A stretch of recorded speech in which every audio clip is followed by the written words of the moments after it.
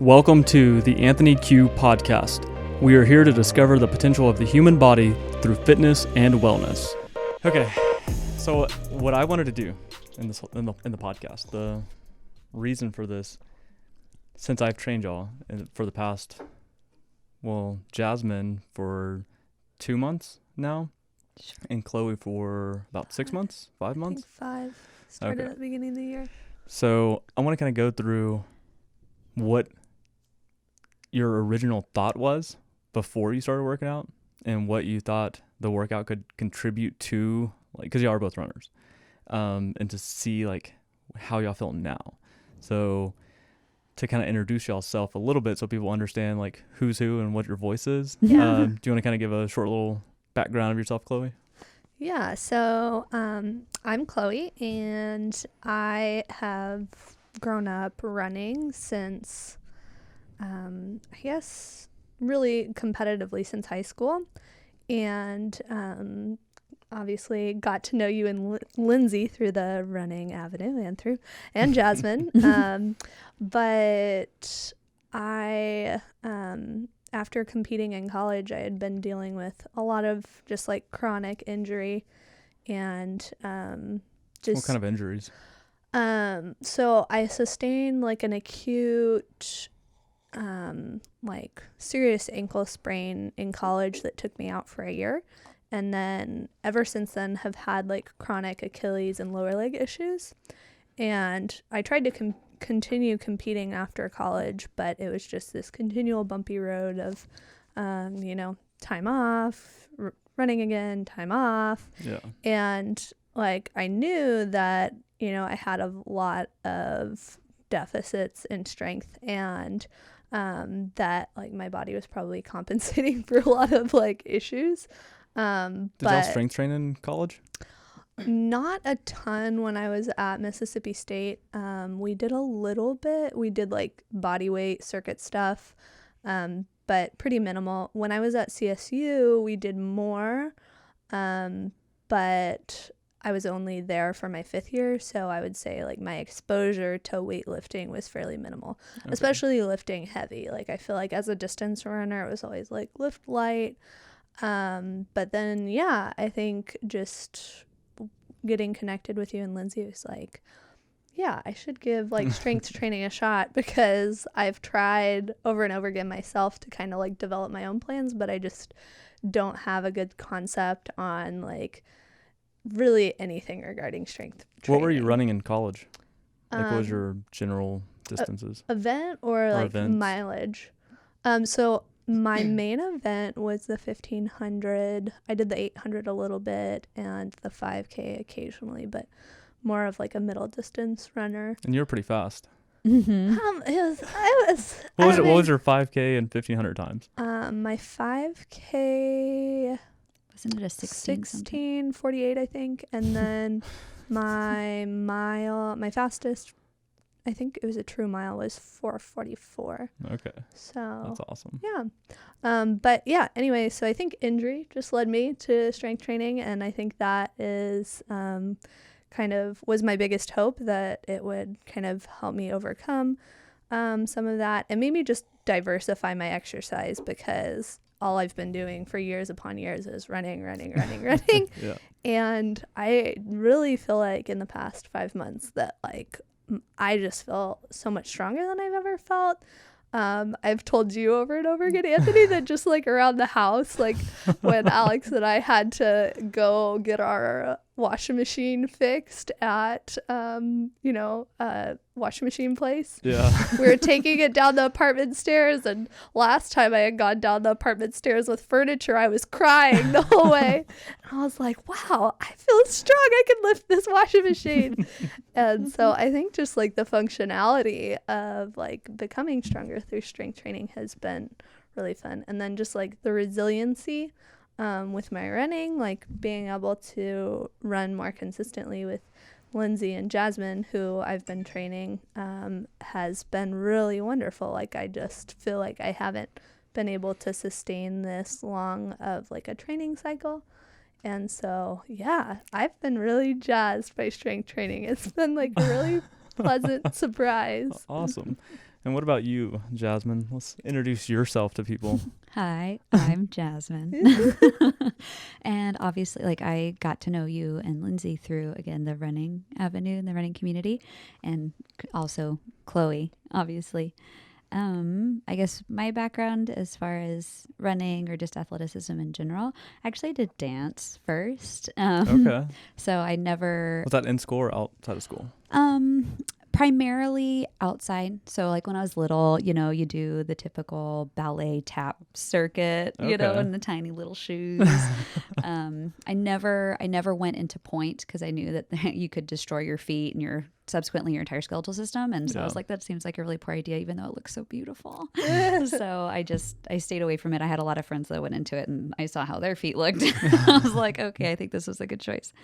But I always loved running. And so I ran through middle school, ran a little bit in high school, and refused to do distance, even though my dad always told me I should be doing it. And I was like, what kind of a crazy person would purposely run a mile or more? I think that every day. Whenever I see Lindsay leave the house, I'm like, okay, go run your 6 miles. Cool. Right. Your I'll be 10 here. miles. Which is funny because now I'm like, I was saying earlier, I would much rather someone be like, hey, go run 10 easy miles than run like 10 200s or 400s. Yeah. I'm like, oh.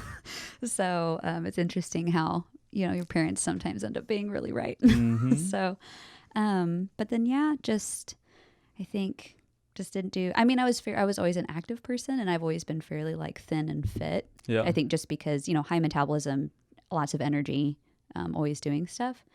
But then, I started running, trained for my first half marathon, and then just like every mile I added, like I just loved it more.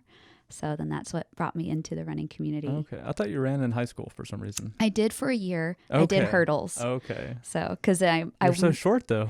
well, I'm not. This is because I was a dancer, so like jumping didn't bother me. Yeah. I have a terrible vertical, but if we're talking about like leaping in motion, I could do that all day. Okay. And I'm not a sprinter at all, and so because I refused to do long distance, that was really the only thing I could do. And I did the 100 and the 300 meter hurdles, but Yeah. I was significantly better at the 300. Probably because I was just a little more resilient, I guess, than everyone Yeah. else. So That's so awesome. yeah, but no, I quit because my dad was like, look, if you're not going to do what you're actually built to do, then you might as well like focus your efforts somewhere else. And so I was doing choir at the time, was doing all region stuff, ended up going to school for music. So, Yeah. mhm. Okay, cool. So yeah. So in the past 2 months that we've been working together, whenever you first got into it, why'd you want to start strength training? Well, so when I was running track, our team did focus a lot on like heavy lifting and strength training. So that was something I was familiar with and I understood to be like good for you. It was good Yeah. balance. For me, I had some minor injuries, not like huge ones, but I'd kind of dealt with some IT band stuff. I dealt Okay. with some peroneal issues that of course always stem from like, oh, how's your like core, hip, and glute strength? Yeah. And I'm like, I'm doing like 1 million planks and crunches a day. And so actually I had been doing my own strength training, and my husband obviously has a lot of good insight on strength training himself. So with some of his help, making sure that my form was okay, was just kind of doing things by myself. And then I just was like in a rut. I was like, I'd spent 2 years forcing myself to do these exercises, and I kind of just hit that wall where it's like, I don't know that I can force myself to continue doing this. And so it was like, well, Joel and I talked a lot, my husband, Yeah. about like, well, maybe I should start training with Anthony, because at least have somebody else telling me what to do, so I'm not spending all of this time and energy trying to come up with workout plans for myself. Yeah. So that's what got the ball rolling, so just generally wanting to be faster, stronger, healthier, more balanced, and not have to think of it myself. Yeah. So whenever y'all first came to me, I put y'all through some assessments to see how y'all's body moved. Mm-hmm. Whenever I did that,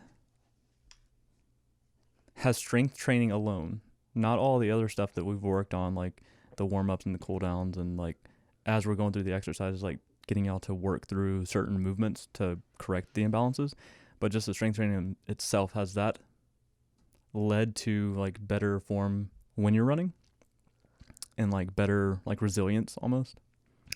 I would say so. Mm-hmm.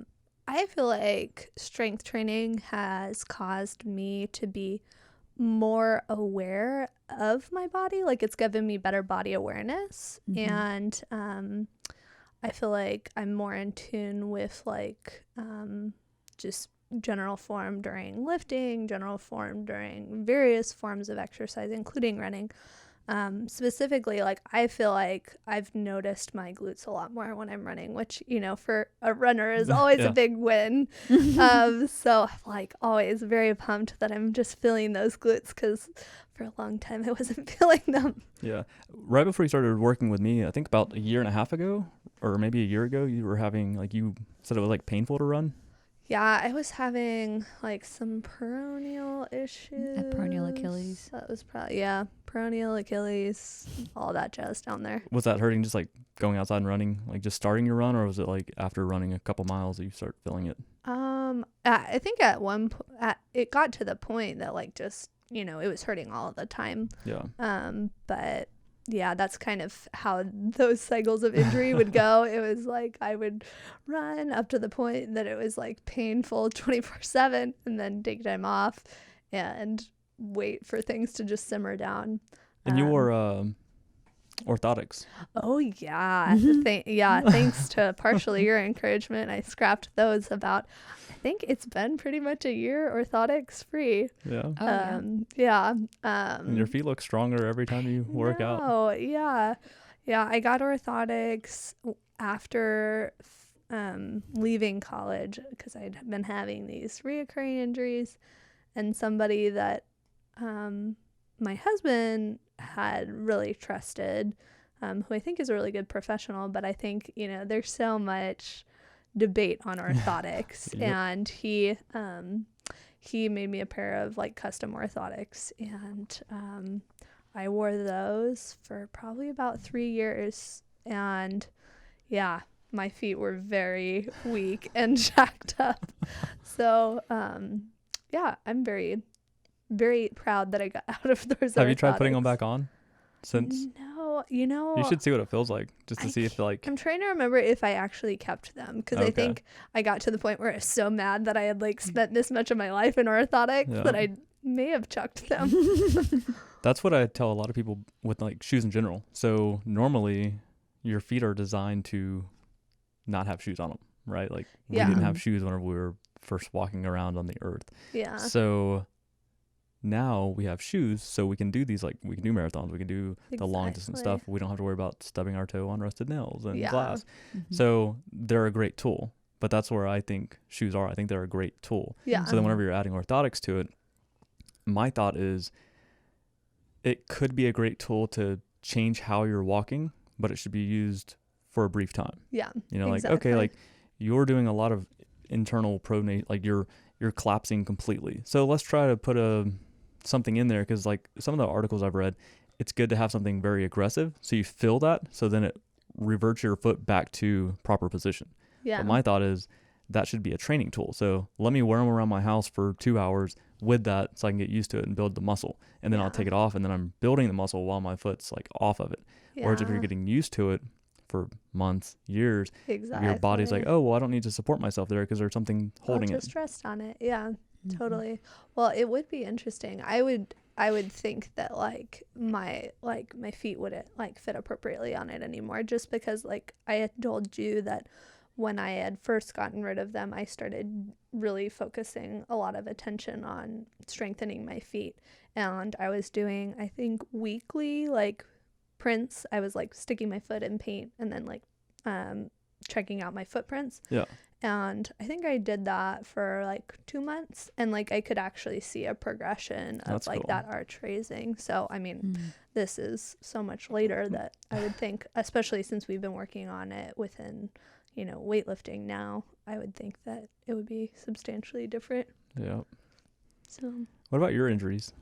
Because whenever you first came here, Mhm. you had like the excessive lower arch in the back. Mhm. And whenever you would do a squat, Mhm. I would say you like a pancake. Yeah. Because you were bending like your back was parallel to the ground. Yeah. It's like, all right, there's some weaknesses here. We need to address this. Right.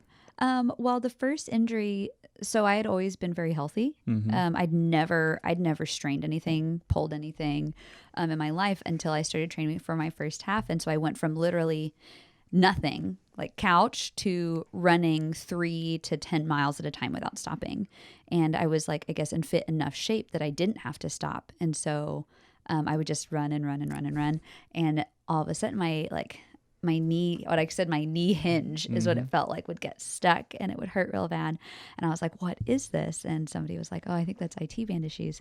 And I remember because I just went to like run my hand over where the IT band was and it hurt so bad. I almost screamed.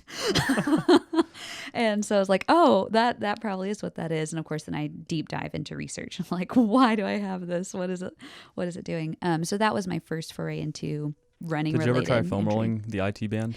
Yes. So, Did that cause you more problems? No, actually. And I know we Interesting. talked about it a little bit, but I guess because, and I have discovered at least, so basically what happened is I was diagnosed with like having IT band issues. They recommended orthotics, which I point blank refused. Basically they recommended orthotics and painkillers. And I was like, I don't really see how. Very Western medicine. Exactly. And it's not that I oppose Western medicine, but I would prefer that like I work with my body first to see what it can do on its own. And if kind of what you're saying about tools, you know, if my body needs tools, then we can add those, but I'd rather see what I can do without it first. Yeah. So I rejected that. And he said, well, if you don't want to do that, then you need to go to a physical therapist and they can maybe give you some exercises or things like that. So I did go to a physical therapist. It was very expensive. We had to pay it all out of pocket. Went for 3 months of physical therapy. I was not allowed to run at all. And they showed me how to foam roll and did a lot that was very painful. But yeah, so actually the foam rolling did help, I felt, because at least it loosened up. And that's where we found out, at least for what the doctors say, is that my IT bands in general are just generally tighter than the average. It's like not necessarily bad, but they're like, it's just tighter than what we see on average. Interesting. That's what they said. Yeah. And because after 3 months of physical therapy, they did the little like IT band test and they were like, it's the same place that it was, but it doesn't hurt anymore. Yeah. So they're like, we think they're just tighter than normal, and that's just how your body functions. Did they ever look at your feet or your hips or they your looked upper at my back? They looked at my hips, not at my upper back, lower back. And I don't think they ever did anything with my feet. I mean, I did do a lot of like one-legged stability things. Yeah. But probably because they're trying to get recruitment in the hip. Yeah. Like stemming from the foot. Yeah, because their big thing was like, you know, core strength, glute strength, hip strength. If we bolster all of that, then that should keep your knee from diving, causing these issues. But they never actually determined what the issue was point blank, because every time I'd go in, I actually had 3 PTs working on me at a time. Interesting. Because they thought my case was so interesting. I guess because most of the people they see were older, recovering from surgery. They didn't have a lot of like healthy, quote unquote, fit people. And whenever you're dealing with people that are, say, coming from hospitals, they don't have the same desire to want to move because they went in, got whatever surgery, injury. So now there's like, okay, I just need to get good enough to where I can stop coming here. Right. And so you being younger and wanting to run and doing all these things, they're like, oh, we want to help her because she wants to help herself. Yeah. Yeah. That was my biggest downfall for not wanting to go to physical therapy, is because you make decent money working in a clinical setting. But then you have to worry about 90% of the people coming to you are probably not going to want to see you. Like they just want to get in and get out as soon as possible. For sure. Like as long as they're able to walk 5%, then they're like, okay, I'm done. You know, like, just get me to walk. And then once I can take one step on my own, like I'm not going to come back here. Not saying that's for everyone, but that's what's fun about working with y'all, like athletes, is you can push a little harder and then y'all have like push back. Like, okay, like I see that we're lifting heavier or we're doing these movements. What else can I do? Yeah. I feel like it's all a mindset thing whenever it comes down to it. So today we did a workout. And then a workout. I changed it up a little bit because y'all were both like, y'all look like y'all are feeling good. Y'all are moving some heavy weight today. And I was like, well, let's try this out. So for everyone listening, we started off with a standard 5x5 protocol based on what their imbalances were. And so today y'all are both working on squats, like ass to grass all the way down. And a lot of people associate like, oh, runners should lift. I don't do like ass to grass work squats because it's going to make you faster, because it's not. I mean, for a runner, the best way to get faster is to do like a trap bar deadlift, because you're not bending your leg that much. But what we're doing here is we're creating a solid foundation. Yeah. And then we're doing overhead press and then bent over rows. So being a runner, you have the forward posture shoulders, you have some upper back issues, you have some lower weakness in the back, and then also the glutes not fully engaging because of the running. So after we did that, we did a reverse ladder where we went from heavyweight to lightweight, but every time we pulled off 5 pounds and put or went down in 5 pound increments, we went up in reps. What y'all think about the whole workout from start to finish? I really liked it. I like whenever things are a little bit different. I mean, if it's too different, then I feel like there's a kind of that learning curve where you're like, what am I doing? Yeah. But I liked that like variation, especially because, like I said, you're just not really expecting it.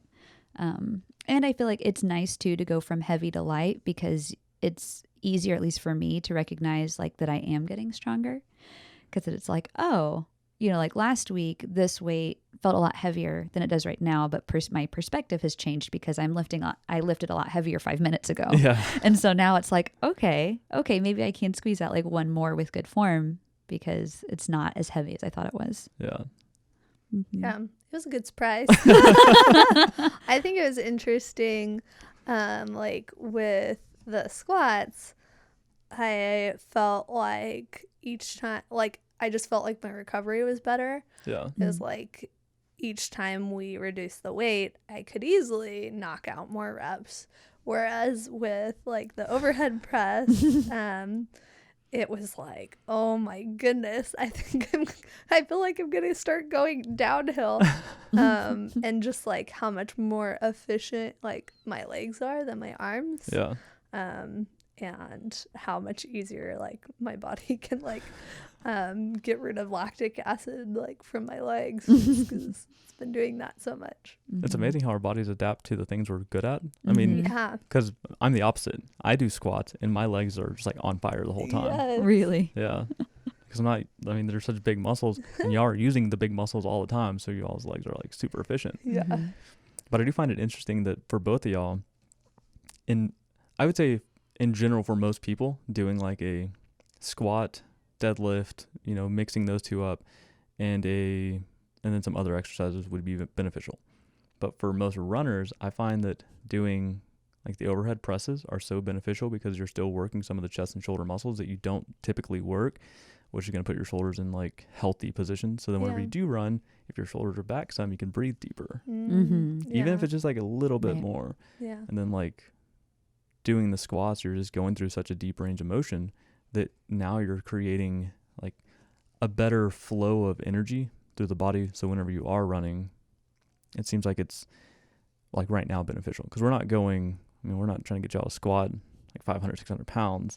We're not trying to get super heavy. We're just trying to create a very strong foundation.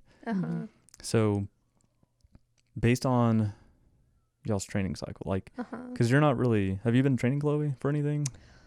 I haven't been. I've just mostly been training with Jasmine and Lindsay and just doing their workouts with them. But I do think there's a trail race that I would like to do in September. So my goal is, since I've been feeling stronger with strength training, I'd like to increase my mileage a bit over the summer, and fingers crossed my body will handle that well. Yeah, that'll be interesting. Yeah. I would like to see like how this changes from your last stuff, because it's trail racing, so now you're gonna have more like ankle instability on the trails.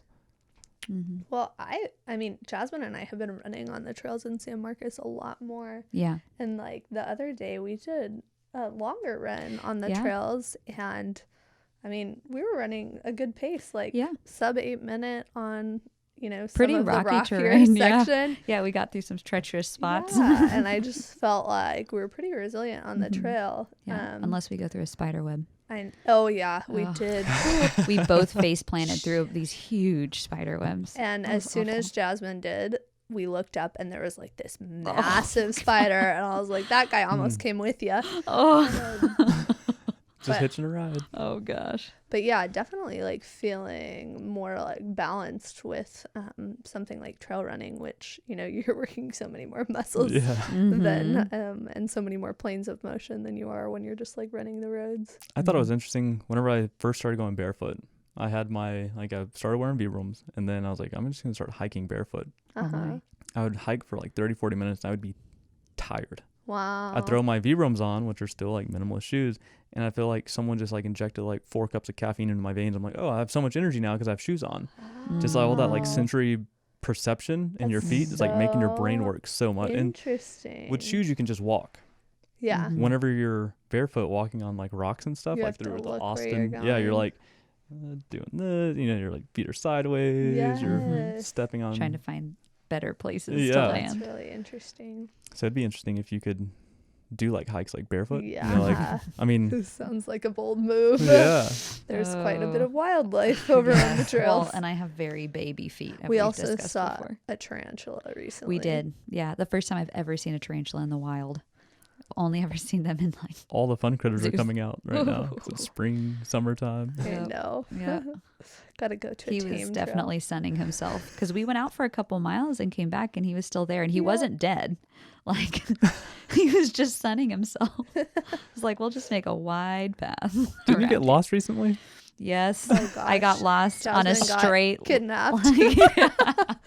This is pretty awful. But there was no wildlife there. so, Okay.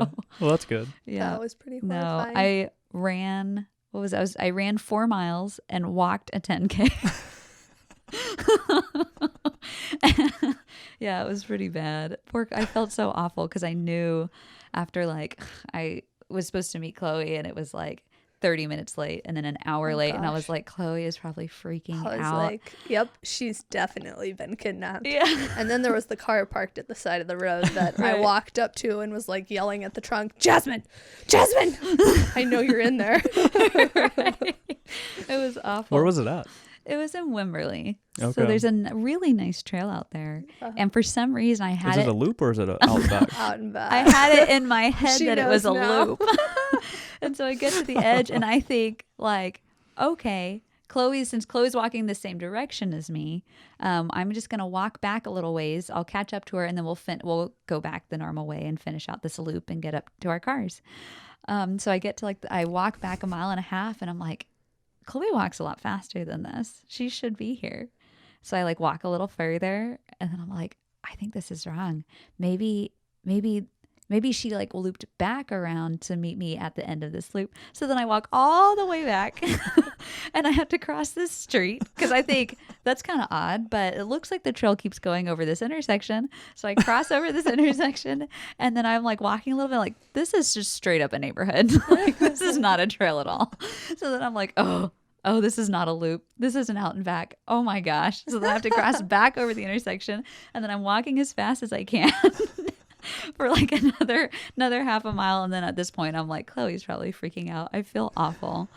And I've passed these same people multiple times who apparently told Chloe they hadn't seen me. They're dirty liars.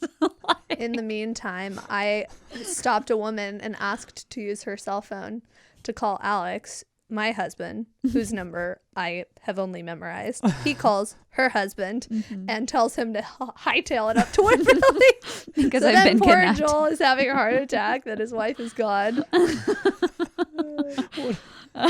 Super bad. What did Joel say whenever he got there?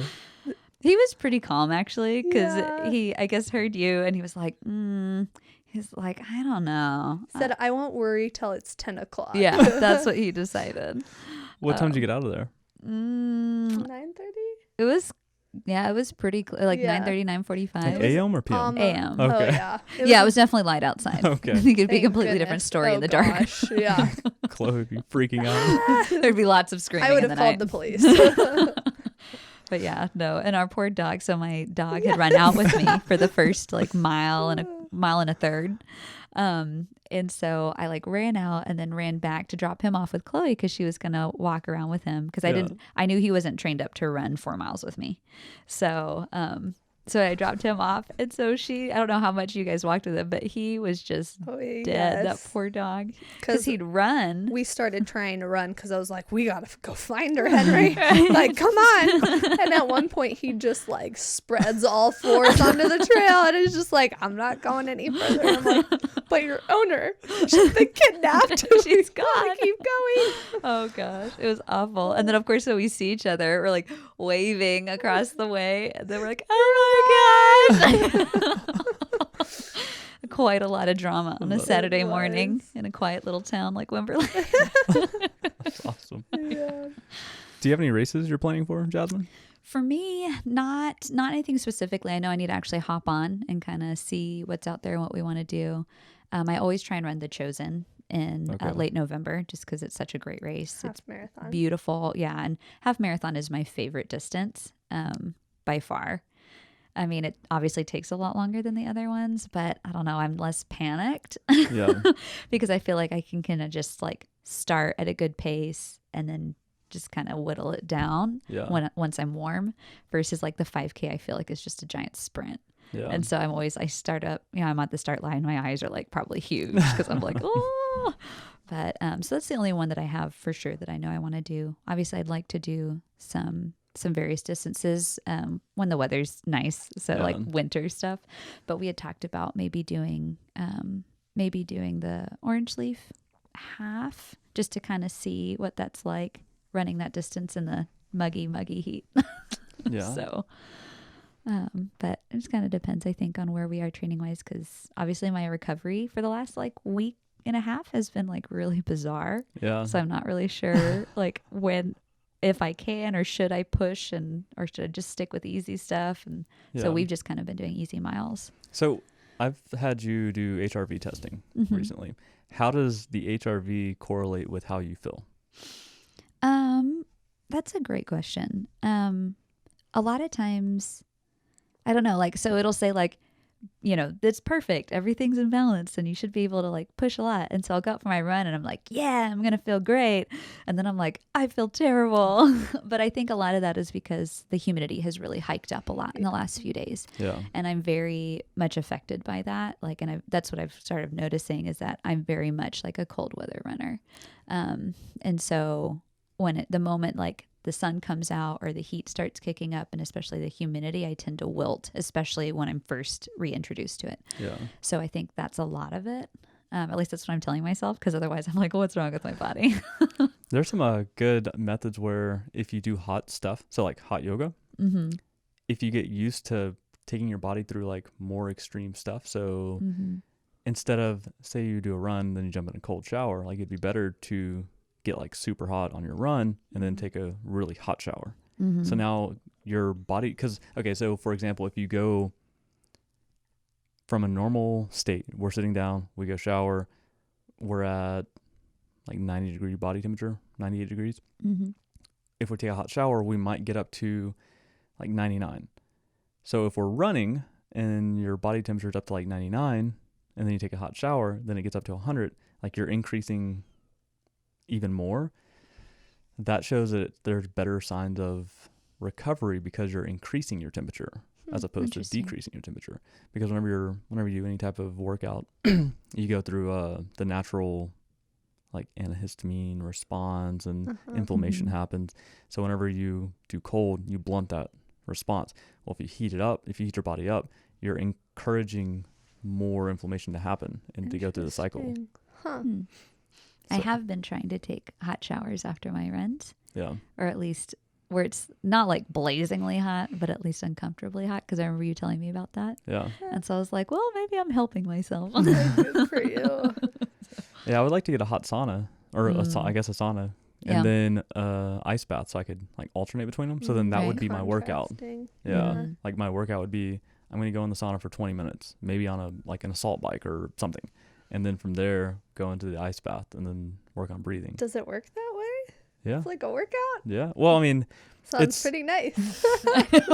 I would be going from, like if I got an infrared sauna, I would try to get it up to like 190, 200 degrees. Okay. And so if I'm in an ice bath and then I go into a sauna, it takes longer for my core to warm up so I can stay in the sauna longer. Okay. And then if I go from heat to cold, it takes longer to cool down. So you have like a longer period. Whereas if I take if I run, sprint, then jump into the sauna, I'm going to get hotter faster. So I might only need to be in there for like 10 minutes. That makes sense. Or if I'm just sitting down, or say I'm just like sitting down or it's cold outside, then I jump in an ice bath, I'll get colder faster because my core temperature already. So whenever you're contrasting it, you're increasing the heat shock proteins of your body. And you're like, there's so many benefits to it. Interesting. Yeah. I'd like to get a sauna action in here. That'd be fun. And it's great for recovery too. Right. I mean, I feel like so many people, they want to take the nice cool shower, like Lindsay liked running and then jumping in the river. Yes. It's like, yeah, it feels so good because it's like cool enough to like cool you down, but it's almost like it could be affecting you a little bit. Really? Yeah. Interesting. Let's see, for me, I've always hesitate jumping in the river because I hate that differential. Like it's very shocking to me. And so Chloe's always like, do you want to jump in the river after? And I'm like, ooh. Do you jump straight in, like feet first or head first? Feet. If you do head first, No. there's this thing called a mammalian dive response. So if you go in head first, your body prepares yourself differently than if you jump in feet first. Ooh, that's intriguing. Yeah. Okay, I'm gonna have to try it tomorrow. That's whenever I take cold showers.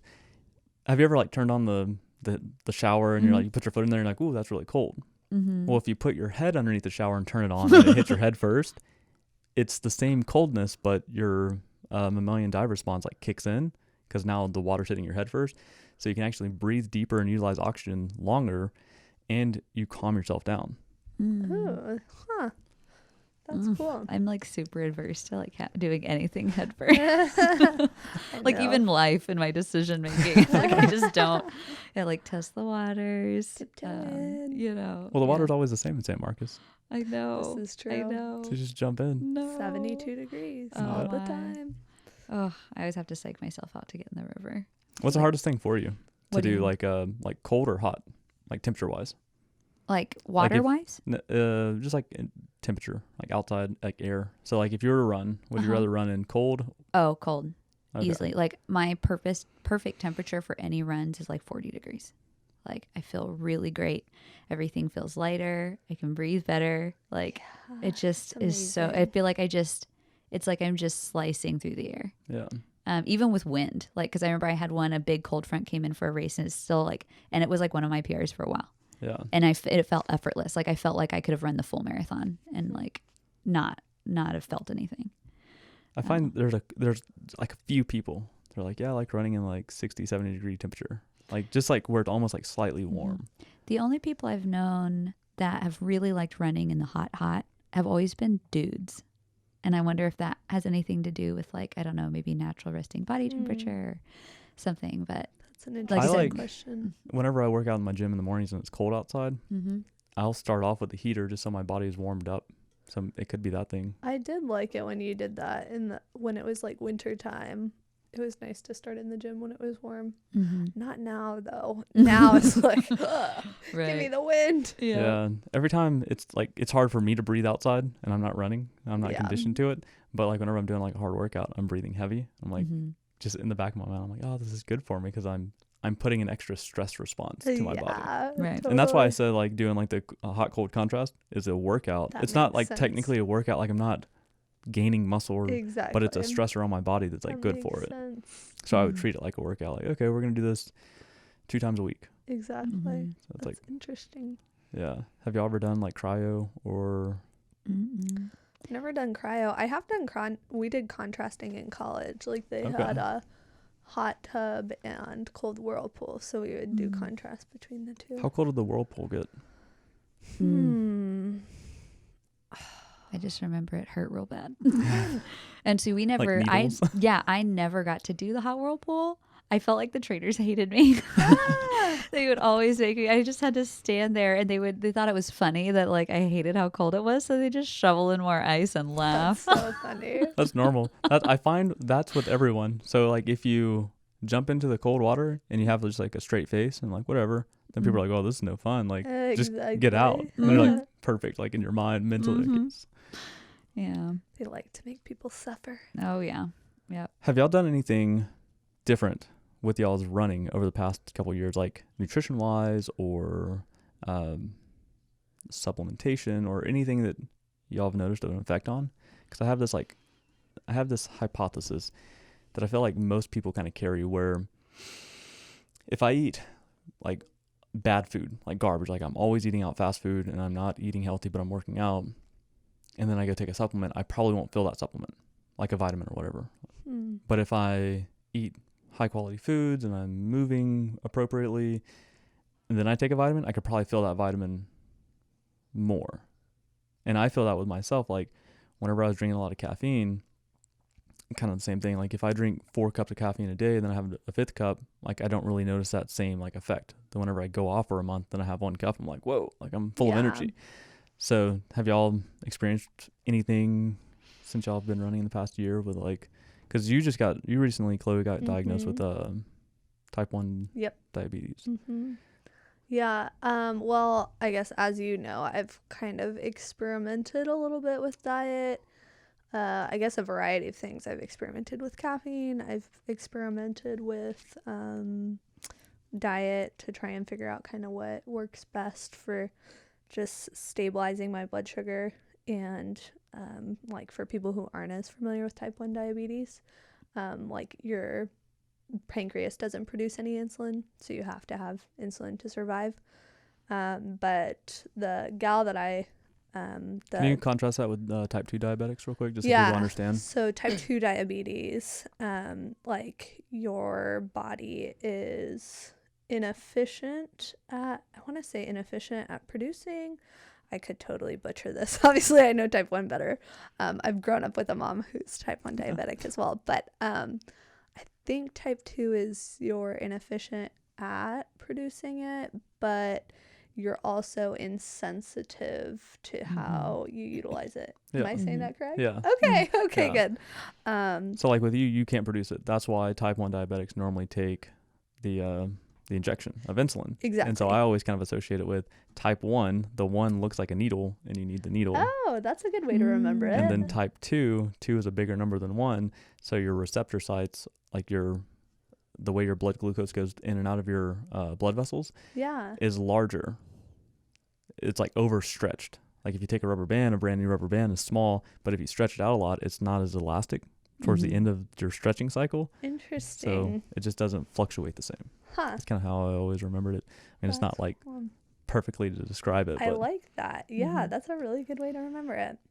Yeah, well, anyway, so my diabetes educator, she, I feel like she's in Austin. She's more progressive than most people in like the healthcare world that I have seen for my diabetes. And I'm really grateful for her, because when I first started going to see her, she was like, I have another patient who all he has to take is long-acting insulin, and he doesn't take any insulin with his meals.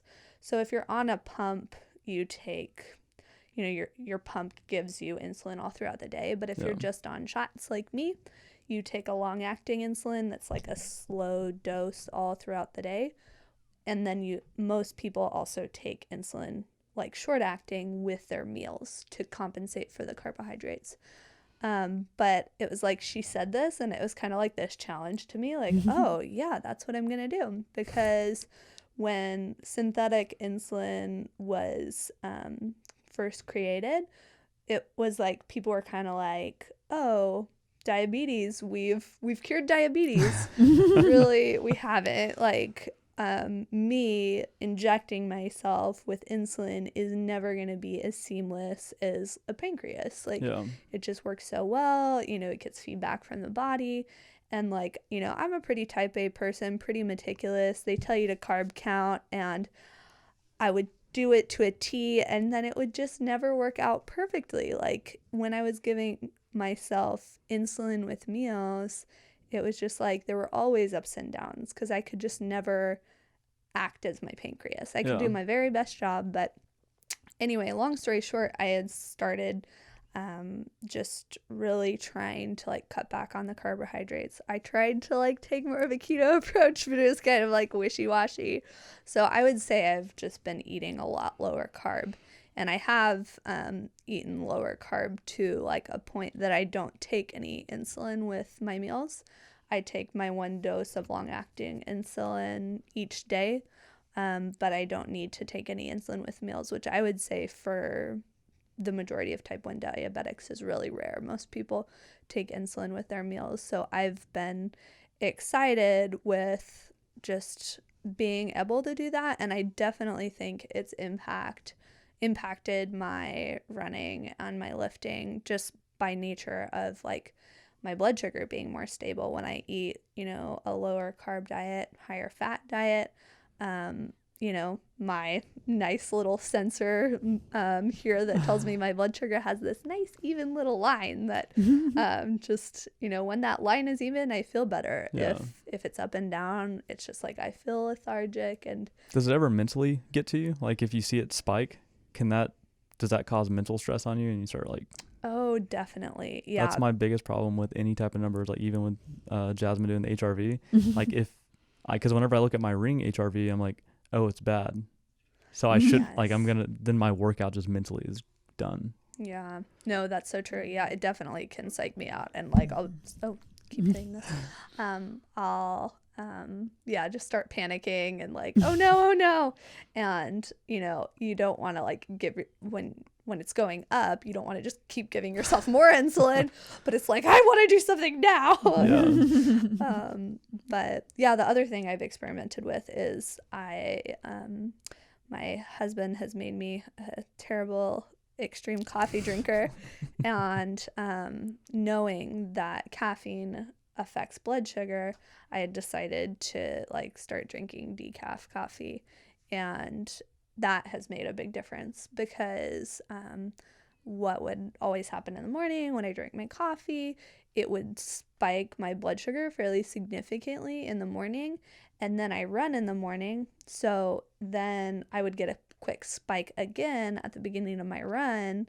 And so I'm like starting the day off and my blood sugar is already pretty high and I haven't even had any food. Yeah. So I've noticed a big difference with going off caffeine and just having more stable blood sugars throughout the day by starting my day that way. Have you tried waking up in the morning and drinking like a liter of water first thing whenever you get up? I haven't drinking a whole liter. I should. You should try that and see how that affects your body, because sometimes just because over the night your body's like repairing everything and you have a lot of toxic buildup, and that's why like whenever you drink the coffee in the morning, you're releasing cortisol, which is going to in turn affect your blood glucose levels. So because your body's like, okay, now we need to dump more liver glycogen into the body to prepare the body for the day. So drinking a lot of water can kind of dilute a lot of the toxins in your body, and now you're flushing everything out. So your liver's not having to work as hard. Like everything's just flowing a little bit better. Yeah. I noticed, I didn't think it would make that big of a difference. Where once I started doing it, now if I don't drink like at least 2 glasses of water in the morning, I just feel like just not right. Like something about the day just doesn't feel good. Okay, I'm gonna have to start that. I will definitely try that. Yeah. What about you? I guess on that same strain of like hydration and drinking water, I didn't realize, but growing up, I was like chronically dehydrated as a child. Like I hated having to stop what I was doing to go to the bathroom. If anytime we traveled, I didn't want to have to use public restrooms. So I was like just always in this state of like purposely dehydrating myself from like my earliest memories. So when I started running, obviously, like I would read as much as I could on like what you should do, what you shouldn't do. And one of the big things that the training group I was in really harped on was that we're training through the summer. You need to up your water intake. You need to be hitting at least 80% of your body weight in ounces, basically, in water every day. And so I was like, okay, well, if I'm going to do this, I want to do this right. I don't want to get injured. So I started upping my water intake. And it wasn't until I think, because I started feeling better just in general, just being hydrated all the time. I mean, there was that point where I felt like I was having to like go to the bathroom every 30 minutes because my body was like a dry sponge. It was just so unused to having this much water to actually work with. Yeah. But once I like got through that, and my like bathroom habits went back to normal, but I was actually hydrated, I started feeling a lot better. But I didn't notice how extreme it was until like I fell off that hydration station, if you will. Mm-hmm. And then I remember because like I woke up and it had been like 2 days where I hadn't quite met my water goals. And I just like, I just didn't feel right. And I looked in the mirror and I remember like, I don't know if I actually looked, but I felt like I looked even like a little bloated. Yeah. And I was like, this is so weird. And so ever since then, now anytime, like I can tell within like 12 hours if I'm way too dehydrated, because everything just doesn't feel quite right. And it's the same thing when sometimes I'd wake up and kind of hit the ground running. I needed to get a bunch of work done in the morning before lunch, and I would forget to drink water because I'd be so focused. And then by the time I got to lunch, I was like, I just felt kind of shrivelly. Yeah. Like I didn't know how else to describe it, but it was like, wow, it just made such a big difference. And then I would notice it later, like in my workouts or my runs. It's like, man, I really need to get back on this because I feel horrible. Yeah. And it's bad too that like, because I do that all, like whenever I was in school and I'd study, I'd wake up, start my day off with coffee. I'd have like 2 or 3 cups of coffee, then I'd study, then I'd forget to drink water, and I'm like, oh, I'm hungry. Like, let me eat some food. Now I'm eating food and then washing it down with drinking water. So now my natural like enzymes aren't breaking the food down. Mm-hmm. And now I don't drink water. Like I'll drink water an hour before I eat, like a lot of it. And then after that, like while I'm eating, I don't like, I might take a couple sips of water, but now I like slow myself down. And I noticed that everyone who eats around me, they eat a lot faster than me. Like Lindsay, I'm like, did you just inhale that? Like, it's like my husband. Slow down. Yeah, we can't Not share way. things because he eats like 95% of it. By the time I've like had like a couple fries or something, he's eaten all of it. I always So tell funny. people, drink your food and chew your water. I learned that from Paul Chek. So so whenever you chug a bunch of water, you're just flooding your stomach acids with like, you're diluting the stomach acids, right? So if you drink the water and like swish it around your mouth a little bit, there's natural enzymes that can help absorb the water more effectively. And then whenever you chew your food, like drinking your food, chew it so much that it's almost liquid before it goes down. Oh, interesting. It's amazing what whenever you slow down the eating process and you're not drinking a lot of liquids with your food, 'cause like whenever a lot of people eat a lot of food, chug some tea, water, just like wash it down almost. And a lot of people like they try to eat crackers and they're drinking water. I'm like, you realize that if you slowed down and you actually absorb, like you chewed the food, it would break down naturally and you wouldn't have to wash it down. Yeah. And whenever I get some of my clients, like my online clients, to slow down with their eating habits, I'm like, every time you take a bite, chew, and then take a couple breaths between your meals That's a good or your cue. bites. Yeah. Yeah. And they're like, now whenever I go to the bathroom, it's so much more pleasant. I'm like, yeah. Like like everyone knows if you have like, if you take a poop and it's a bad poop, like that messes up your whole day. It really does. It can be quite traumatizing. Yeah. Like it could be like, if it's good, you're like, okay, perfect. But like you never feel whole. Exactly. No, this is so true. That's amazing. But a lot of people don't think about, they don't associate the two. It's like, how did I eat? What did I eat? And then like bathroom, like it's like, there's not a correlation there. Or it's like, oh, I didn't drink a lot of water today. You don't think about it. Then you go to the bathroom. You're like, oh, like my pee is very yellow, like whatever. Yeah. See, I'm always analyzing my pee. And I guess, so when I did run track, we had really good coaches that would harp on us about hydration. And she's like, if your pee is yellow or like dark yellow, like that's not good. Yeah. She's like, because they gave us a rhyme where it was like, I forgot what it was, but it ended up being like, white is right, which doesn't make any sense. Your pee's never going to be white. Yeah. But she was like, you want it to be as clear as possible, basically. That's what we're going for. Yeah. And so I guess with that being drilled in my head, anytime I like use the bathroom, I'm like checking out what color my pee is, or like, and I noticed too, like how different vitamins I take will change like the color of it sometimes, or It's water soluble vitamins will just flush them out. Yeah. I always try to, so I go like not fully clear, because if I go all the way clear, then I know I need to start like pulling in more salts and potassium and stuff. Yeah. So if I am drinking a lot of water because it's like hot, I'm sweating, so I feel like I'm just consuming more, then I'm like, the noon tablets are just an easy way to flavor your water and to change up the mouthfeel of the water. Yeah.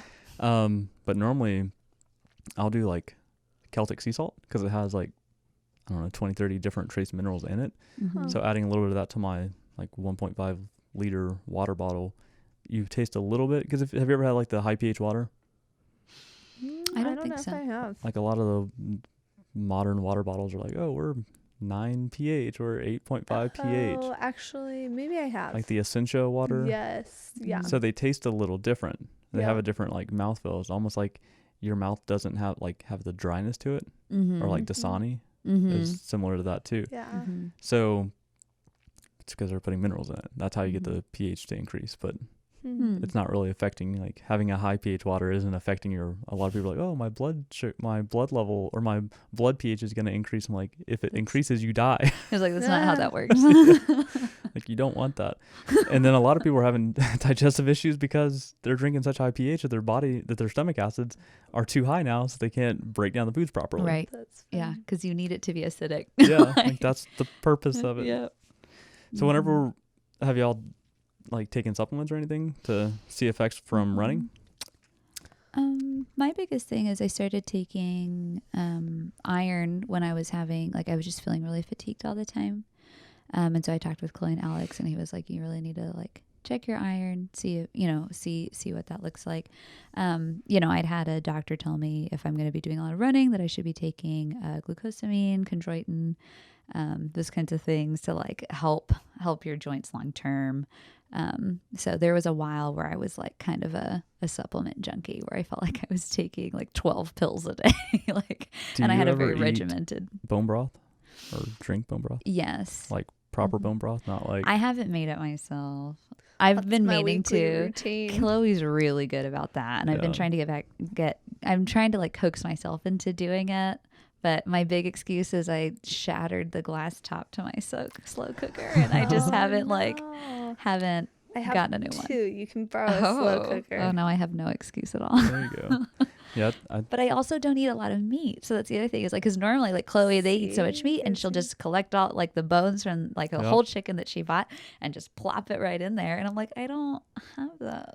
But like one of those chickens is like 2 meals. I mean, it's perfect. That's- It'll be some yep. good meat for you, I Jasmine. know. that's I exactly what we do. We like I'll cook. I'll yeah. bake the chicken. So then we'll have like It's Lindsay likes the breast, so awesome. she'll have one breast, and then I'll have like basically half of the chicken, Right. and then we'll eat the other half of the chicken, and then all the bones and heart and stuff's left over. Yeah, it's so good. And if you eat like nose to tail, you get so many Oh, nutritional benefits. Like I love eating liver. Like I crave liver now. That's what I want to start fair. experimenting Yeah. with is organ meat.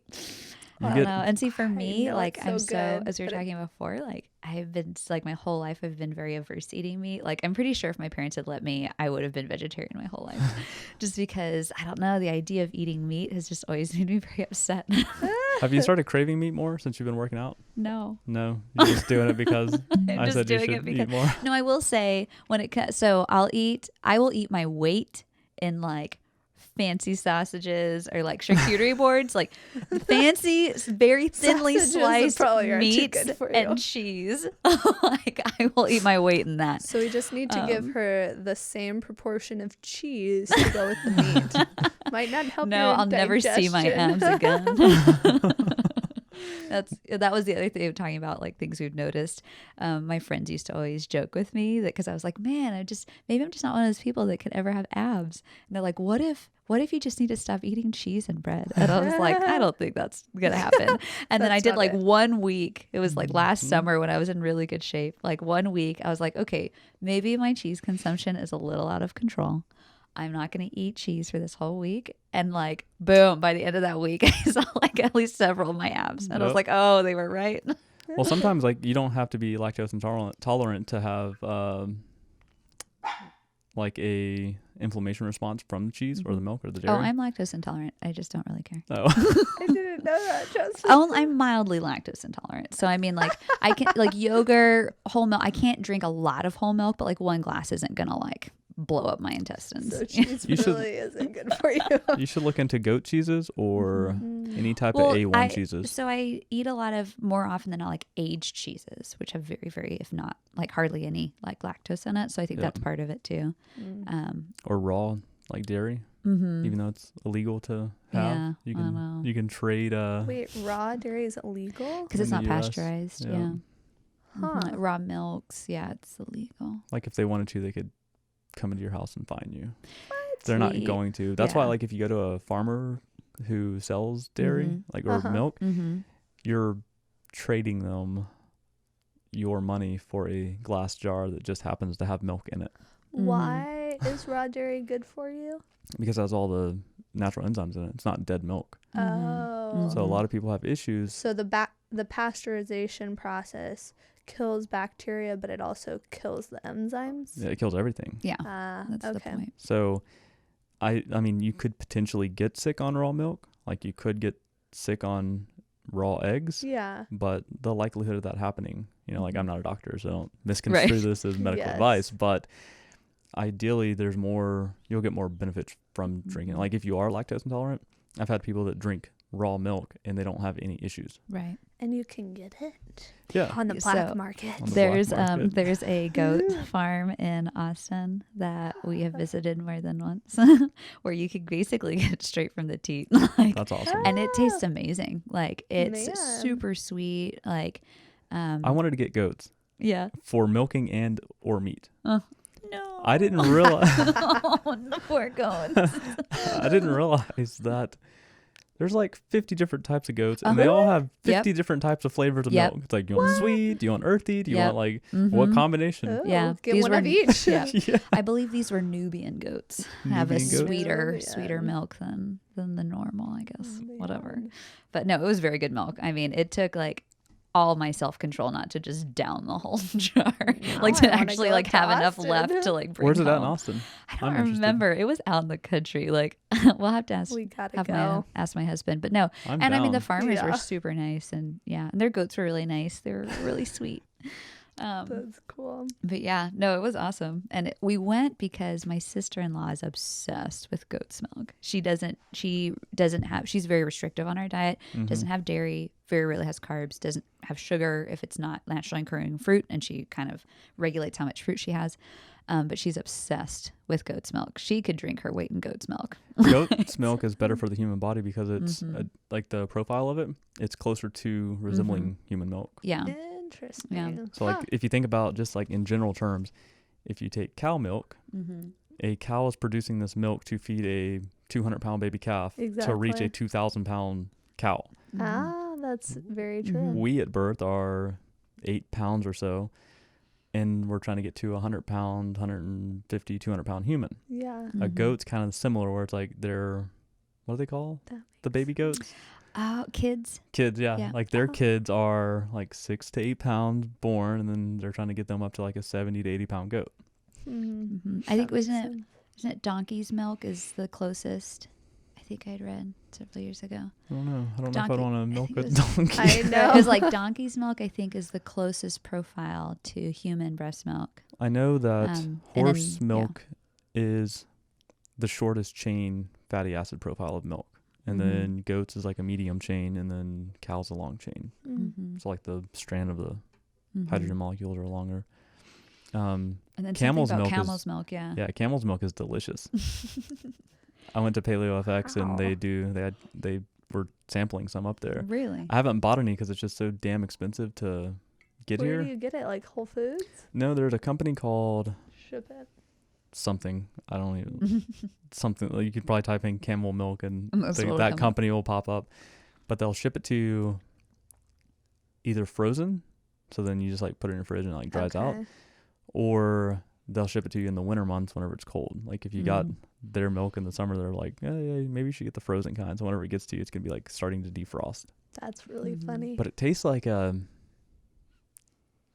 almost like a Swedish, not Swedish like the people, like sweet-ish. Oh, Oh, I was like, I was like, are we from going Sweden? with chocolate or? Yeah, it's kind of like a sweet flavored. I don't even know, like a sweet flavored like butter or something. Ooh, It's so okay. good. It's so good. I Man. love dairy. My mouth's watering a little Maybe bit. we should all go in on a camel together. We should. I'd be down. Yeah. Yeah, we'll buy some land, Cool. put our sweet homes on it, and get a Nice. camel to That's milk. what I was thinking about doing in Seguin, is buying like 15, 20 acres and putting goats, chickens, and some other like livestock on there, Mm-hmm. and then a goose. A goose? Why Yeah. just One a goose? single goose. Because if you have two goose, they fraternize with each other, and then they don't get anything done. If you have one, they take care of the property.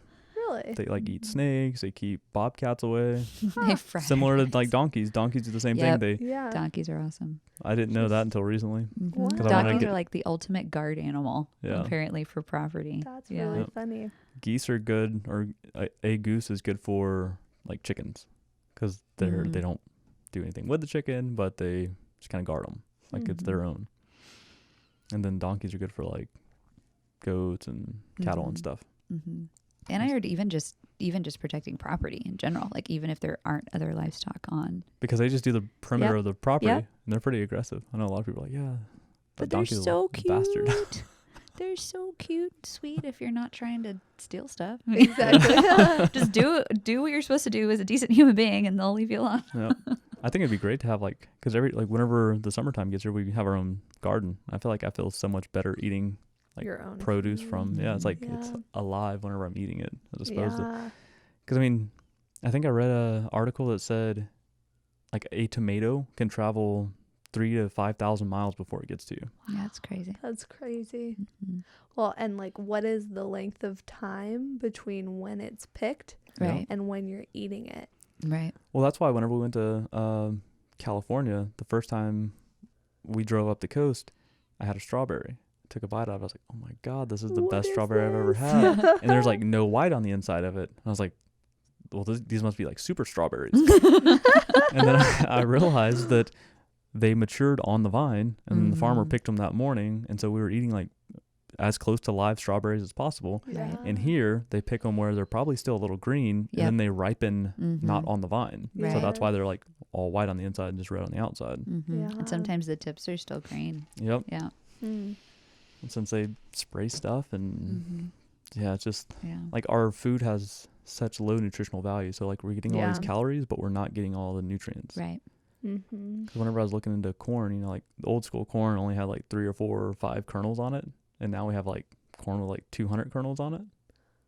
3 or 4 or 5 kernels. Yeah, like it was like this tall, and like the kernels were very tiny. Whoa. Well, based on some of the books I've read on that, or like articles that people were like diving into to the nutrition, those 5 kernels had the equivalent nutritional rate as a whole cob of corn, of modern corn, Wow. because each kernel had more nutrients in it, Mm-hmm. and it could pull more nutrients from the ground. Huh. Interesting. But yeah, it's interesting. We dove a little bit a couple years ago on just food in general, and like how just culturally, like how like farming has changed. And a lot of it was driven by, what lasts the longest on the shelves, not Yeah. necessarily what has the best nutritional profile or even for taste.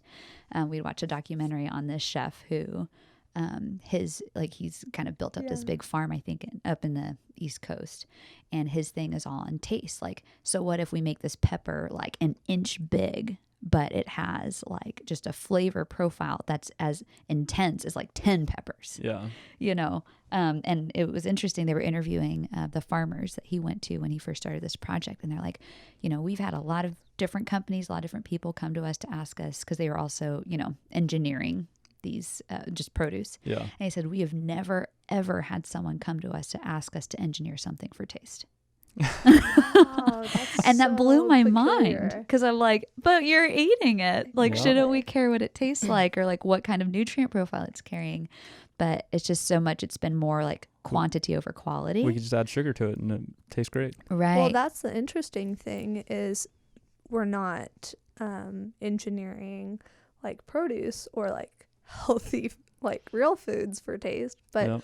we're engineering junk food for taste, like Oh, yeah. Doritos. Like Mhm. let's like make a Dorito taste really good so you can't stop We eating need it. to make this Dorito taste just like barbecue, There's- just like meat. There's nutritional scientists that look at like the taste of a Dorito. So like if you put a Dorito in your mouth, Mm-hmm. you want another Dorito after it. Yep. That's all Mhm. engineered. Yep. Kind of like is it Lay's that says you can't just have one? Or the That's Pringles true. or whatever. Right. Because there's enough salt, there's enough sugar, there's enough fat in there to Mhm. make you like you bite into it, you taste the sugar on the outside or the salt on the outside, but it's inside's like the sugar and the fat. So you take a Mhm. bite and you're like, oh, I can have more. Like Mhm. I always tell people, they're like, oh, I'm hungry. Like, okay, I'll boil you a baked potato with nothing on it.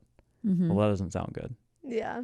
Then you're not hungry. Right. Because if you did that and had nothing on it, Mm-hmm. you'd be fine. Right. But let me add some butter to it, some bacon, some chicken, some, all the other stuff. And you're like, oh, that sounds good now. Mm-hmm. Add some salt to it. So every time we do this, like, we get palate fatigue. So the scientists for engineering food are trying to overcome palate fatigue. Mm-hmm. Like you can eat a meal and then you always have that extra room for dessert because It goes it's a to different type. place. Yeah. Mm. I think it was it Man versus Food? Have y'all seen that? Where the guy eats like crazy amounts of food? Yes. Well, he was eating, I think, like a huge burger and fries. Or no, he was eating ice cream. Sorry. Yeah, he was eating like, I think it was like 2 gallons, 5 gallons, something just like ridiculous. And he ordered French fries just so he could put salt in his mouth to change the palate fatigue, and then he could finish the ice cream. That's crazy. Yikes. So that kind of shows like right there, Not like, good for you. yeah, it's You're amazing. not meant to It have was that like much when ice cream. we watched a documentary on sugar, right? And just kind of like sugar through the years and just cultural perception of like sugar versus fat. Yeah. And one of the things they talked about was these like flavor engineers. And it was like that's literally a literal sweet spot of like how much sugar. And of course that changes from generation to generation because we've been so inundated Yep. with like sugar That and makes everything. I mean, sense. things that don't even need sugar, especially our baked goods. It's like you don't need 5 cups of sugar for a loaf of bread.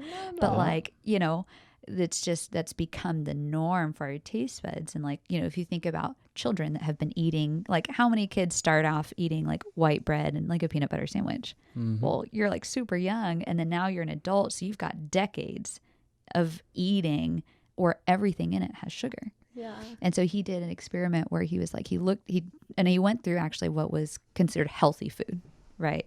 Like smoothies or, those little packs that you can get for your kids that are like, this is a healthy lunch for them, right? Processed meats, a bunch of processed fruit, carbs. which fruit is good for you, right? But it also has a lot of sugar. And it was and like, it's preserved in more sugar. right. And, so he'd look on the back and he'd look at, okay, this is the nutritional profile. This is the sugar content. And he was like, this is the equivalent of X amount of tablespoons of sugar. So what I'm really doing when I'm eating this salad with teriyaki dressing, for example, he's like, I'm actually eating like 6 tablespoons of sugar. And if you think about that, and he actually would do it as an illustration. He had a tablespoon and a bag of sugar. And he was like, well, since it's the exact same profile, I'm just going to pour this and he would scoop it and eat it. And it's just like, oh, disgusting. But he's like, that's what we're doing. And that's what we've created as our like nutrition. A lot of people don't like crazy. fruit. Whenever I first like get them to eat like foods, they're like, yeah, I don't really care for fruit. Which is crazy to me. They love like chocolate and stuff. So I'm like, okay, well, let's go through some people I do like some stricter dieting with. So we're not going to eat anything sweet. We're going to like make our food pretty bland just to get like resensitize the palate. And then after about 2 weeks of that, they have like a strawberry. And they're like, this strawberry is so sweet and so delicious. I'm like, yeah, because you're not like inundated with this like overload of sugar all the time. You're not Right. going to McDonald's and eating like the bun Yeah. is like just full of sugar. Like everything is so full of sugar. And it's that scientific sweet spot which triggers your brain to say, I want more of that. Yeah.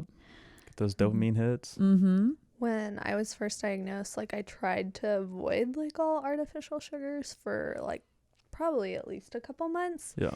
And I found like the first time like I ate something that like had like artificial sugar, well, not artificial sugar, sorry, had sugar like put into it. I don't know if it was like it may have just been like a granola bar or something. My teeth hurt. Like it made me realize like how much sugar we have in things. I was just like, oh my gosh, my teeth hurt. Like this is so sweet. Right. Whereas before, like what that bar or whatever I was eating was something that like I would have had all the time and like not been fazed by like how sweet it was. Yeah. Right. I had I know all this, right? And that's what like a lot of people are like, oh, it's easier said than done. It is.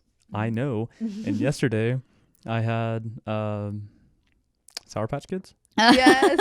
Yeah. And I was like, I wanted something sour. I was like craving something like salty and sour. Uh-huh. I was like, I wanted something sweet because my lunch just wasn't good Aw. that I had. And so I was like, I feel like I need something to like satisfy. Yes. I ended up eating the whole bag and I felt like crap. Oh my gosh. But I was like, every time I'd eat one, I'm like, oh, that's so good. I feel like I needed one more. Right. And they're so Exactly. little too, which I think is another like psychological thing. It's like, Yes. oh, but it's so little. I Just can have like one. 5 of them and Yep. it's like one normal size or Yes. something. But so many Yeah. people like freak out. They're like, oh, I just had a whole bag. I'm like, just accept it. Yep. You Yep. did this. Move Mhm. on and just Mhm. Drink some extra water. Yeah. Flush it out. I know I was working and like in the heat. I was like, my stomach just was not Oh, happy. gosh. And then you're like lethargic. Yep. Oh man. It's amazing though. Like ice cream, I could eat ice cream like all the time. It's never like too sweet. Yeah. But then But it also has sometimes, that fat in it though too. yeah. Help kind Whenever I have balance like a cake or something, it's like Mhm. I don't want the icing. Like it's too much. Like maybe a little bit of icing just to like Mhm. because I want to enjoy the icing esque to it, but not like they put so much icing on stuff, Right. and so much stuff is like so sweet. And Mm-hmm. Yeah, I What- find from a blood sugar perspective that ice cream is the one thing that I can have that won't like really spike my blood sugar. Like all the baked goods and stuff do. But Yeah. like I think the fat ratio with ice cream. glycemic Mhm. index is pretty low Mhm. on it comparatively. Mm-hmm. 'Cause I'm sure if you had like watermelon, it'd probably just like shoot straight up. Yeah. It's like Mhm. absorbing so fast into your body. Right. Yeah. No, it's crazy. I've noticed even just things I grew up eating. And I would say growing up, I had a fairly healthy lifestyle. My mom always like cooked our meals. So we very rarely ever ate processed foods. My mom cooked our meals too, but everything was fried. So my mom's Korean. So she didn't know how to fry anything. And the spattering oil scares her. So we always, I mean, she did overboil spaghetti sauce. So I refused to eat spaghetti with spaghetti sauce for like my entire childhood. She overboiled it. She would literally, so she could get those like, you know, jars of spaghetti Okay. sauce, and she always liked it real chunky. And I had like texture issues. I didn't like chunky things in my food. Like I could eat them separate and be fine, but you put them all together and I'm like, whoa, that's a different game. And so she would get this disgusting giant jar of like chunky whatever sauce, and then instead of just heating it like a normal person, she would straight up boil it till it was like all Like the way reduced, yeah, no water totally in it? reduced and no water. It's like paste. Like my parents have a pretty healthy marriage. They didn't fight a whole lot, but what they did fight about was that spaghetti sauce on like a regular basis. That's so funny. And my dad would be like, "Why are you doing that?" But anyway, what was I saying with all that? Oh, so I mean, fairly healthy growing up. I mean, healthier than I guess what would be considered the average American family. We didn't eat a lot of processed foods. Like I said, she home cooked most of our meals, so I had real vegetables and like real meat to eat. But at the same time, you know, we always had snacks and like granola or candy, the little candy bars Yep. to eat.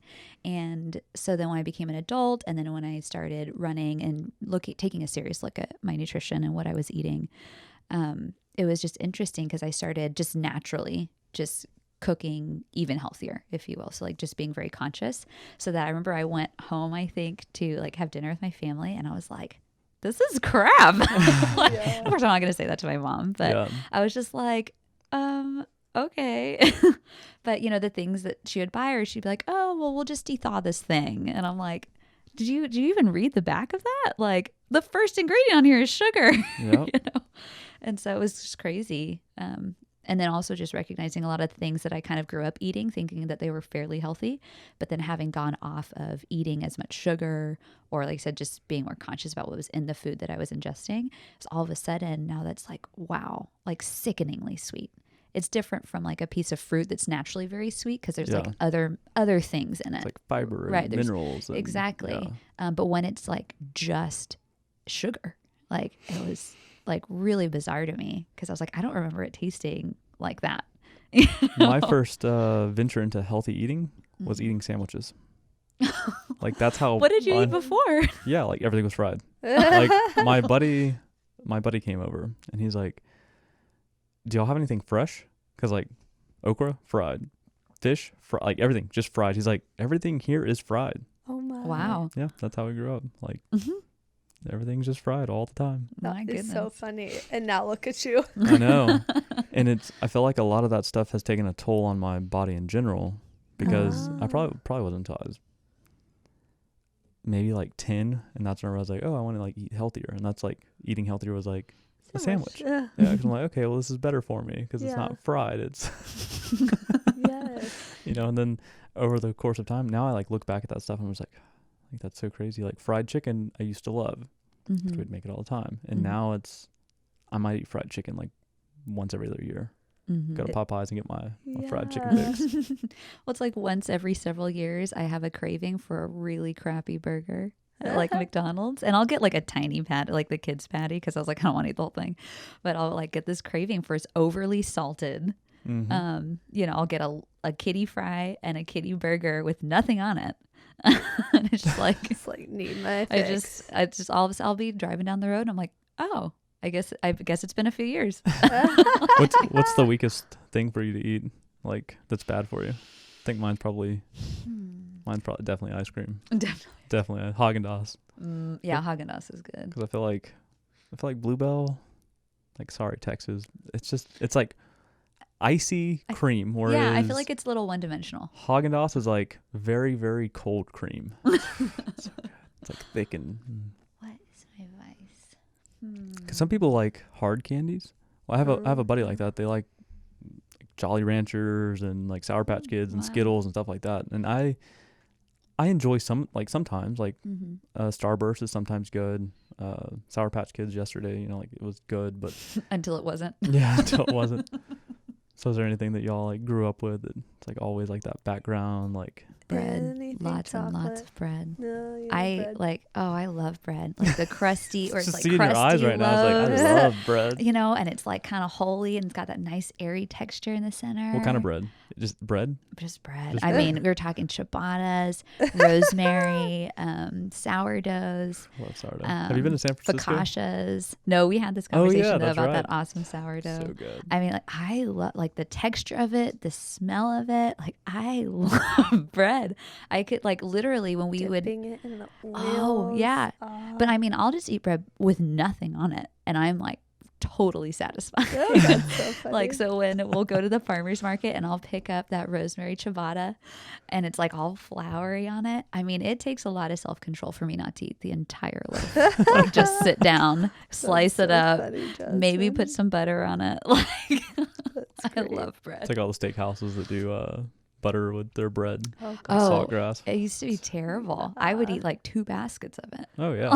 What's the place that does like the cinnamon sugar butter? Texas Roadhouse? It's ye- either Texas yes. Roadhouse or the Roadhouse. other one. Or Logan's or Texas. That's just lethal. Mm. Bread and cinnamon Mhm. sugar butter. Oh Mhm. man. So good. Mhm. What about you, Chloe? Really anything chocolate. Ice cream too. Yeah, Like I have. chocolate cakes, hot chocolates. I could go for chocolate cake, hot chocolate, like chocolate covered anything. Anything chocolate. Have you ever tried supplementing with magnesium to see if that stops No. the craving? But it's interesting. I was just like reading about magnesium like supplementation the other day. Ask Jasmine. I have her on supplementation Really? of magnesium. The I don't- spray. Have you been spraying yourself? I don't think so. Okay. Based on her Okay, face. maybe No, she hasn't. So okay, no, because remember I did do it to spray the leads down. Yeah. And then you told me to dump it in my Epsom salt bath. Okay. So you use it's the rest of it gone. then? Okay. Yeah. Okay. But I have been, and so that's the other thing that's what's been boggling me about this whole like, why is my heart rate like all sorts of jacked up? Did you ever change the battery? No, that's the next thing I need to do. Yeah. But I'm like, but it's still blinking. Like, why do I mess with it if it's blinking? But no, Batteries are like, like 99 cents. I know. Well, and I have them. I guarantee you I have the size because I have a big battery kit that we have in our home and I take it with me to like every wedding that I do. Yeah. Just because you never know. You never know. But no, I guarantee you I have the button battery for it. I Yeah. just haven't. But no, so I upped my protein intake. I started doing like Epsom salt baths and I do breathing exercises in the morning and I'm like, why is my heart rate so messed up? Yeah. So funny. Well, we'll find out. We'll So find out. the the future. magnesium stops chocolate cravings? No, but cravings are good. Like Yeah. in general, if we crave, like people crave sugar, Exactly. because typically before we had processed foods, sugar was safe to eat. Yeah. So you had this craving because it's like easy energy. Yeah. So if you're craving chocolate all the time in general, you might be deficient in something that chocolate provides. It could be the sugar, it could be magnesium, it could be some other component to it. So sometimes supplementing with like magnesium, since there's a high concentration of magnesium in chocolate, you might not have that same craving. Interesting. I'll try it. Mm-hmm. Yeah. So the magnesium I gave her is magnesium chloride. Okay. You put that in water, then you can like spray it on your belly, and it like absorbs better into your body. Oh. Through like the I put it on my feet and then on my belly, and that's where it gets into your body the Interesting. Okay. best. Cool. Check that out. Why your feet? 'Cause, like the belly makes sense to me because all of your like internal organs are kind of central in there. But, Bigger like, pores. really? I did not know that. Yeah, because if like some people they walked around like farms. Mm-hmm. And their animals had like heartworms or something, you could potentially get heartworms through your feet. Ugh, or creeps certain me out. worms, apparently. I mean, that's not scientifically backed, but that's what I've heard. That's creepy. That could be Oh all a my. myth. That's so creepy. But then it's weird because you walk around barefoot all the time. So I don't know. Well, I would The imagine. bag said put it on my feet, so I know the stomach is beneficial because I think putting it on your stomach, it absorbs better through because the magnesium chloride is kind of fatty. Like whenever I put it in your hand and it like started like melting and had like that oiliness to it. Mm-hmm. So yeah. And then if you drank it, you would just be in the bathroom like 10 minutes later. Okay. So, Just run right through you. yeah. So yeah, you should try it out. Okay. And I need to give you some more so you can spray on the leads.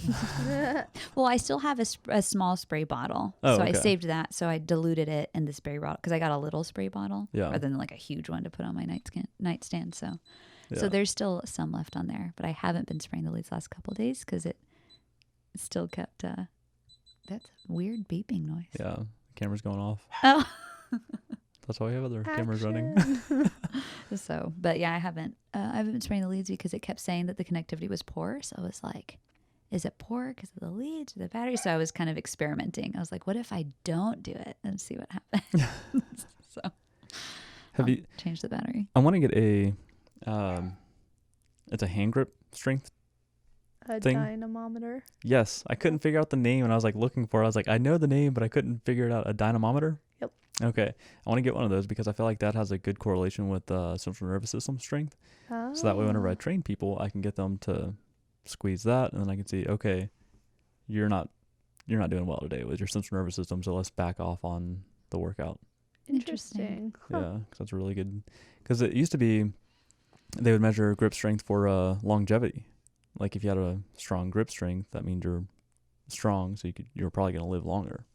Huh. Interesting. I didn't know Yeah. that. And now the new method for longevity is how many limbs it takes you to get up. Yeah, you told me that. So, but yeah, what's it called again? Dynamometer. Dynamometer. Hand grip dynamometer. I need to I'm gonna order one right after this. Yeah.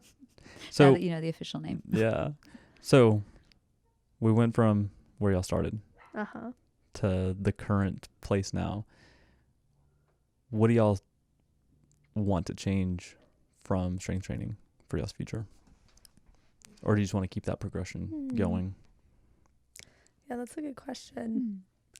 I feel like just continuing the progression. Like I think for me, like I want to see if like this continues to allow me to be healthier in the activities that I have continually gotten injured in. But I think it's also like really just made me like given me like a new like enjoyment in like another form of exercise. Yeah. And I think I started it with the intention of like, this will serve a purpose for running. But I think now it's like I enjoy it so much on its own that I'm like, I want to do this for the sake of doing this. I know Like the first time you worked out, you're like, this is so hard. Like, yeah. I have to rest longer. I I'm a know. runner. And now I'm like, oh my gosh, the fact that you weren't letting us rest today, I'm like, what, Anthony? Get under the bar again. Are you kidding? It's all about that adaptation. Yeah. So yeah, I think just continuing the progression, but also just continuing it for the sake of like I've been running so long and like I competed at a high level that like I don't think like I'm gonna run the sort of times that I was running before. 'Cause Yeah. that was more of like a full-time job at the time. But I think for me, like, it's a fun new like way to push my body, and I've really enjoyed that. And so I think I want to just continue challenging my body in this way and kind of seeing what I'm capable of. Strength's definitely better for you the older you get. So Exactly. Yeah. what about you? I'd say probably along the same lines, and especially because like And your abs that you want. yeah, I And want to be John able Cena to arms. scare small children with my scary awesome abs. I told Katie, so we're going. I'm going with her to help with her youth group in Florida for a week in June, and I was like, well, I've got a month before that happens, and I was like, for the first time in my life, I'm actually getting like guns. Yeah. I've always had these magnificent noodle arms, and so I was like, I still have another month beforehand, and I was like, I'm gonna have these sweet guns on the beach. Scare all the children. Scare all the children. John But we Cena have- arms in I one know. month. But we're not. We have to wear shirts, because youth. So you have to wear shirts. So I won't be able Can't to scare show children with 'em my off. abs. But Can't you get the I can wear tanks. But there you go. yeah, and obviously my abs aren't at scary level yet. Yeah. We're still working on those. But I was like, that was something I was talking to my husband about. I was like, I actually have some guns. Yep. Like, they're not huge. I was like, they're pretty impressive for like as far as like looking at the history of my life. Yeah. So I was like, I feel very good about myself. And your back looks strong every time I see your back. That's what my husband was saying. I can't really see my back, so Yeah. I'm always kind of peeping like in the bathroom just to kind of see. But he's like, yeah, your back's looking really good. And I'm like, yeah. I feel like the back is the best place to judge general fitness on most people. Because if their back is like fatty and like their scapulas are all just like over the place and winged out and you can like see the separation, then that's not like a healthy posture. Right. Yeah. Or whenever your back has like all the musculature in it and you can see everything, it's like a good sign. Because it's leaner, like having abs aren't necessarily like a sign of good health. Right. Yeah. It's just a sign of low body fat. Exactly. Yeah. Yeah. So, but I feel like the back is, because we do everything in the front, so like if we have good strong backs, that I think that's the most attractive thing for men and women. Like, oh, that person has a strong back. Like they really care about the function of their body. Right. Not just what it looks like on, from the front. Yeah. Yeah. So anyway, I guess moving forward, I'd just say I'm just interested to kind of keep going and really, and we talked about this before, like I'm just kind of up for whatever you think we should be doing. So, I mean, if you tell me that we're scrapping everything and doing something new, I'll be like, okay. But I think similar to what Chloe was saying, like it's fun to see what the body can do. And for me, because I am, smaller, I guess, than the average female. How tall are you? I'm 5, mostly 3. Without shoes, I'm technically like 5'2 3/4. I'll give you the quarter. Yeah. So on my driver's license, I told them I was 5'3". Ooh, I know. Rebel. I'm such a rebel. But since I'm like small and like I've always been on like the small like percentile as far as like body weight, and like I said, magnificent noodle arms. I was born very long with just a bunch of limbs, basically. And that's how I've pretty much stayed my whole life. Again, my dad was right when he said I was a distance runner. And so it's always like, I've always loved lifting, just because, one, you can see improvement pretty readily, from like day to day or week to week. But it's nice feeling strong when I know most people look at me and think that I'm like tiny and weak or whatever, and then I just go like lift this big old thing. And I'm like, oh yeah.